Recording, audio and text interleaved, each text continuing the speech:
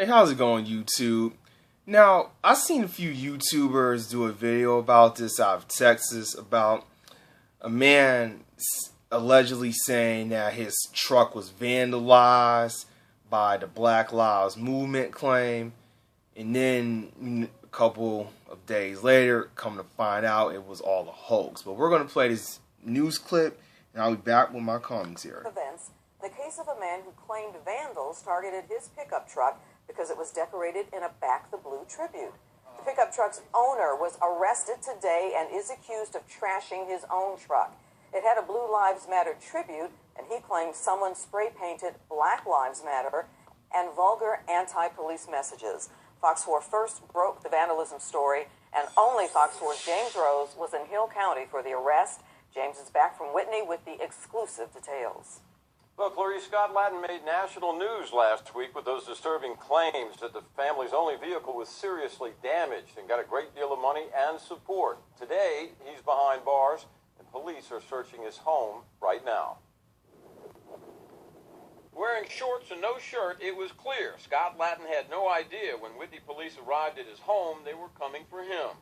The disabled veteran told Whitney police on September 8th someone tagged his truck with Black Lives Matter and other graffiti because he displayed pro-police messages and symbols on his pickup. Friday afternoon, police arrested Ladden on a misdemeanor charge of making a false police report. But investigators say the case is far from over. Very disturbing. Whitney Police Chief Chris Bentley says the investigation turned to Ladden because of his own media exposure when Fox 4 News first broke the story. So we had initial video when the officers took a report, and then we saw your story on Channel 4. When we looked at those two videos, there were some differences in those videos, and that let us kind of take the investigation into a different direction. Bentley says when they took the report, there was no damage to the inside of the truck, yet he showed us the glove box was ripped off and the seat slashed. Police say you vandalized your own vehicle. What can you tell us? That's absolutely not true. Ladden would not fess up to me, but police say they're not looking for any additional suspects and that additional charges, including felonies, could be filed against him. We have so many groups that have participated and come to Whitney, Texas, of all places, to help this family. And for them to have been deceived is just wrong. Ladden's arrest warrant affidavit says he admitted damaging the inside of his vehicle for insurance reasons. Things like that don't happen in Whitney. Ladden's neighbor, LaVonda Bradshaw, was suspicious from the very beginning because they have a fenced-in property with dogs that bark at everyone that comes near there.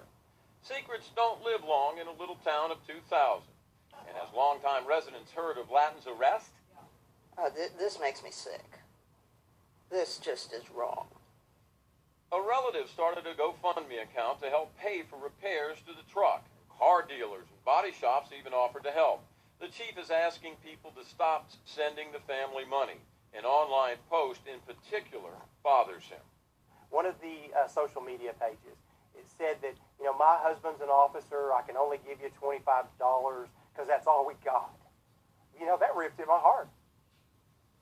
Now, the chief says more information may be available Monday, and he's working with the Hill County District Attorney's Office to see how to handle the GoFundMe account that raised nearly $6,000 and how they can get all that money back to duped donors. Now, in our initial report, we interviewed Ladden's 18-year-old son, Jason, who wanted to be a police officer. After his father's arrest today, neither he nor his mother wanted to talk. Interesting. Well, you saw that news clip. As you know, the past months to, past couple years, it has been a very, deadly time here in America. Not even here in America, but across the world, with just people dying left and right. And of course, with the recent spike of police shootings, the recent spikes of blacks being killed by police, it's a pressure cooker. Now, I do like the concept of Black Lives Matter, but I feel like it can be done differently. I am a firm believer all lives do matter. Now, what this man did, he basically cried wolf. He said that, they spray painted Black Lives Matter instead of Blue Lives Matter, and then they trash the inside of the truck. And at first, it seemed, airtight. Like, oh, okay, yeah, it's sad, so let's help out the family, because this is wrong. But when the police saw the news clip, they kind of were a little bit, giving the side eye. Like, wait a minute, someone just decided to just destroy and trash your truck. So they investigate even more, and come to find out, the man lied. He said none of that stuff happened. And then the next door neighbor, even she was like, you know what, that just don't sound right. We in a gated community. We're in a small town. Like, who's going to do that? And he was trying to use insurance money to buy himself another truck. Sir, you got to work and save up your money. Okay? I think after seeing all that stuff that's been happening, throughout the months and years with the killings, he felt that, you know what, I got a foolproof way to get money and get us a new truck.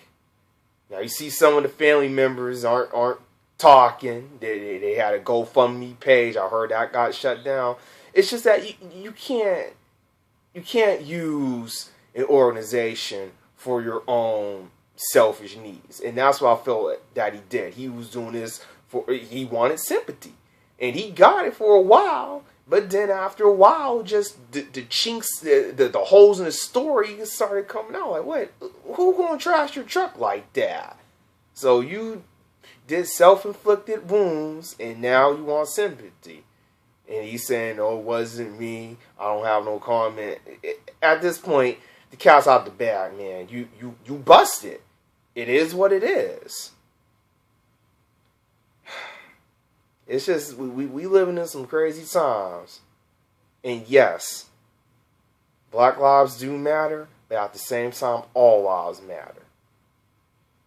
So you guys comment down below and tell me what you think about this story. See you guys later.